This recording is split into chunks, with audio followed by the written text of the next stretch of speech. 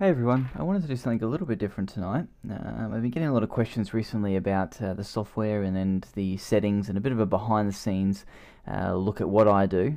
So that's what I'm going to spend a little bit of time tonight doing, a little bit of an insight into the line work, which I use Adobe Illustrator, and then also a little bit of an insight into the color process, in which I use Adobe Photoshop, and basically how I use both those programs to create the final product.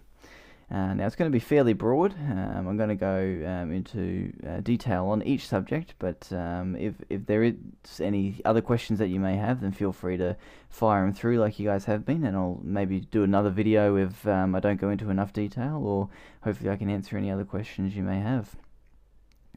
So basically, whenever I'm going to do an illustration, it always starts in Illustrator.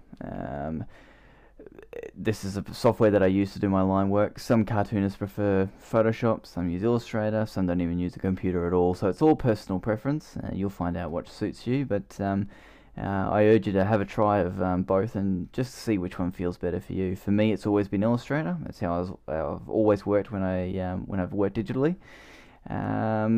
And the first question that always comes up is brushes. What brush do you use? What size? How do you create it? All that sort of all those sort of questions. And it's actually really easy. There's 4 brushes that I use over here, and they're actually just different sizes of the same brush. And there's nothing too fancy about it. All you do is you want to click on your brush tool first, or press B on your keyboard, and then come up to the top here, where you get to select all the different. Yours may look a little bit different to this, but the process is all the same. You just click on the little file arrow on the right hand side, and then click on New Brush.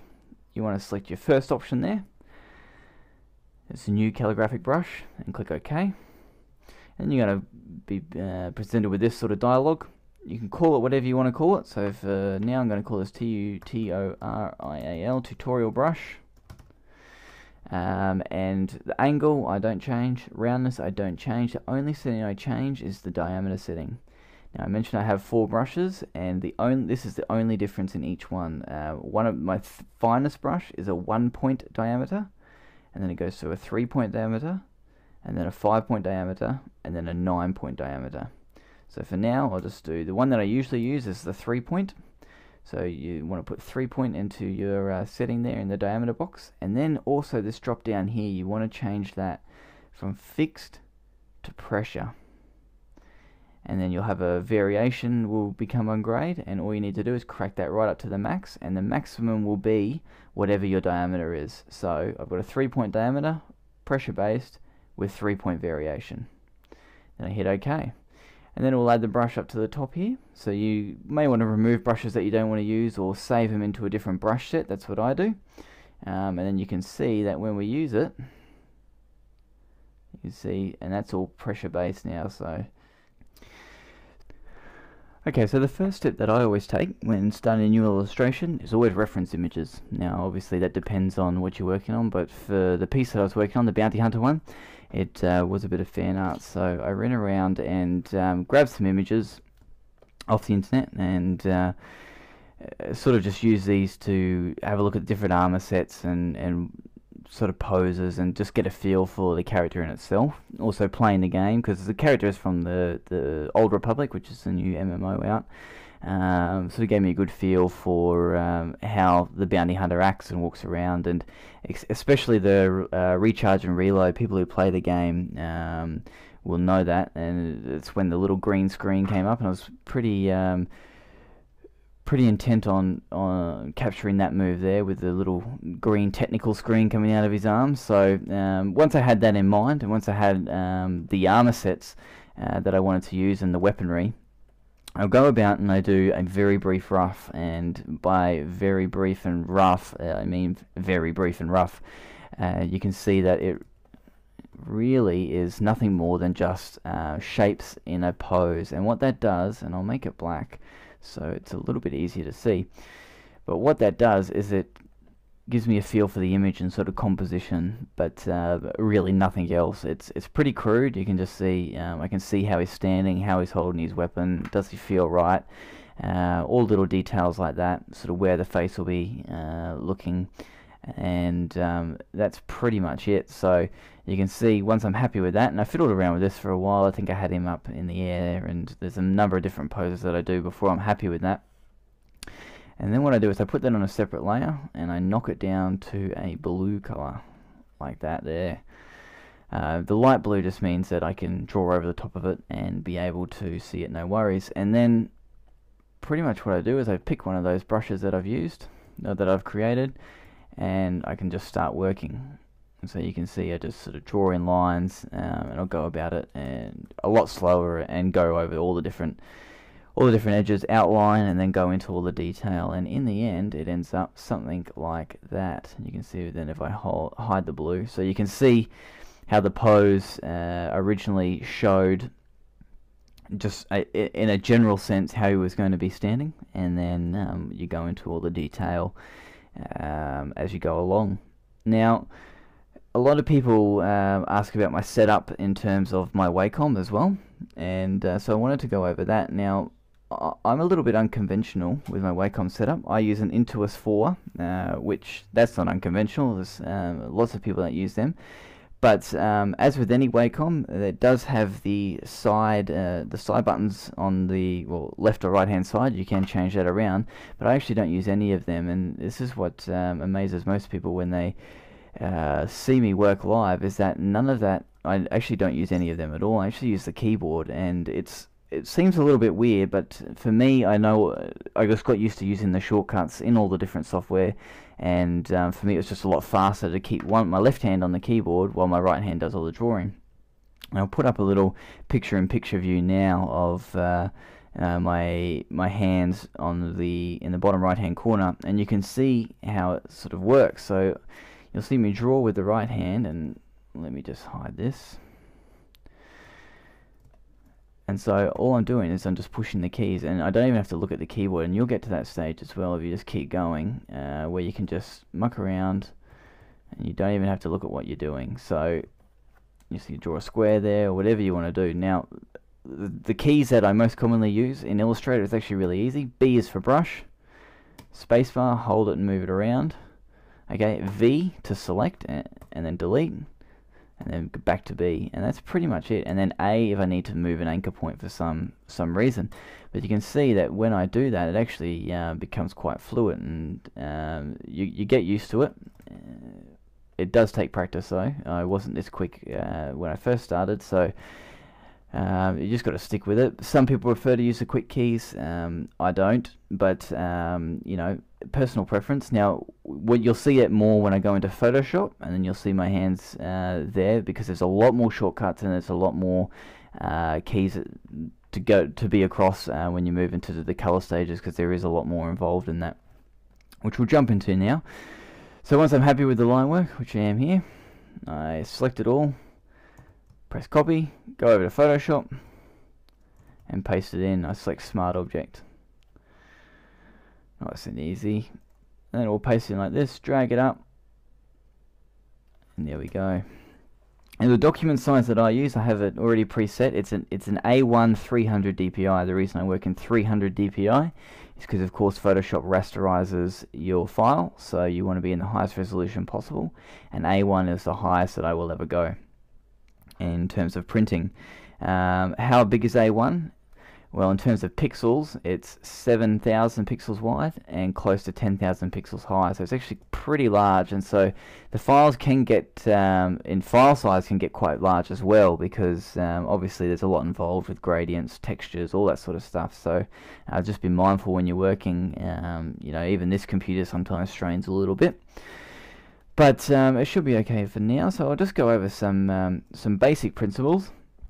Now, the process that I take when I color is I do my flats first, and then I do my gradients, and then I do my shadows, and then I do my highlights. And so 4 steps in total, and sometimes there'll be a 5th step, which is textures. So again, I'll put a view of my hands, and I'll sort of talk about what I'm doing as I do it.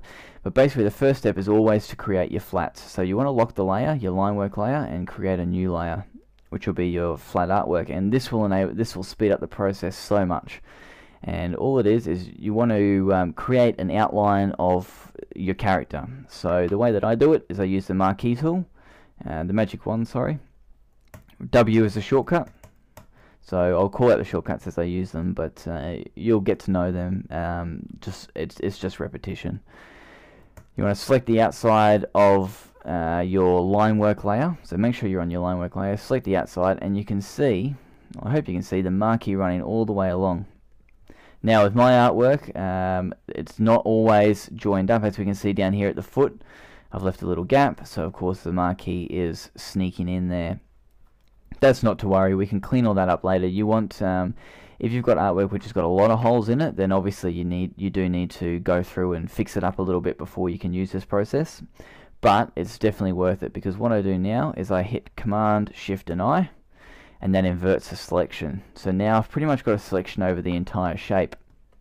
There's one more thing we need to do before we put a fill color in it, and that's we need to contract the selection, because right at the moment it's right on the edge of the line work, and that's not going to be good, because sometimes it will bleed out a little bit and then you'll have some really ugly looking color underneath your line work because it doesn't match up seamlessly. So what we do is go at the top, select, modify, contract, and you want to drop it down by I usually do about 3 pixels, and now you can see that marquee is just inside that black stroke now.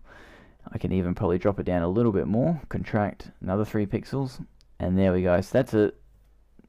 If we just zoom around there, hopefully it comes up on the camera, but you can see that it's all inside the black there. So once we've got that selected, we go into our color line work. Now always lock your line work layout, otherwise you'll end up pasting on there or coloring on there, and then by the time you realize the history tool's gone too far back, and it could be really painful to undo. So I always pick a color which I think the bulk will be. And for me, I know that he may be probably mostly grey. So pick a grey, and then all I'm going to do is press Alt Backspace on the layer, and it's going to fill it. Now as I said, there's going to be some issues, and so we'll go tend to them now. See down here, again, you see my hand, B is for brush, and I'm hitting Alt to select the color. So if you're on your brush tool, you can hold down Alt and it'll come up with the eyedropper tool, and you can just select the color, selecting the grey. Then I use my brackets to increase the brush size. Do I have a special brush in Photoshop? No, I don't. If I press F5 and bring it up, it's just a standard brush. I drop my spacing right down to 0 because you don't want any spacing at all. What spacing is I'll show you. So that's no spacing, and then if you have a little bit of spacing, you can see your line work will be, your paint will become really bumpy and jaggedy and not good at all. So always make sure your spacing is on 0, and that is pretty much it. This is all basic, the basic brush settings that should just come out of the box like this. I haven't changed anything, well, not that I know of. I just make sure that control is set to pen pressure. That's the only thing there. So and then I just change the size with the brackets like that accordingly. And so I can just go in here and I can just fix up this area here, easy as pie. And then at the top here I can see that it's filled in the little little gap here. So again, back up to the line work layer, wand, it's got that selection. Now I could delete that from the color layer, but of course we want to expand that one now, because we want to make sure that our marquees are always intersecting our line work, if that makes any sense. Go about 4 pixels. Yep, I can see that's good. I can delete. What has that done? That's created if we hide our line work, a nice grey silhouette. I also will create a new layer underneath that now and fill it with blue, and that will, or like a bright color. You'll sometimes see a nice bright blue or a purple or whatever I'm in the mood for, and that will show me if I've gone out of the lines anywhere. Now it's really important to make sure that all of it is in the lines and it's nice and crisp right now. Because what we do now is we lock our flat layer, that grey layer that we made. We use 2 lock commands. First is the movement lock, because we don't want that layer moving at all. Even at moving by 1 pixel can throw the entire picture out, so make sure you movement lock it. But you also want to press this one over here, which is the transparency lock. And what that enables us to do now is, say I want to paint some red on this guy. I'm just going to lock that blue layer there. Painting some red, that's great. I can go as far as I want outside, but it will not go outside the lines because it's locked to just where we filled that color. So that's why we create that base to begin with.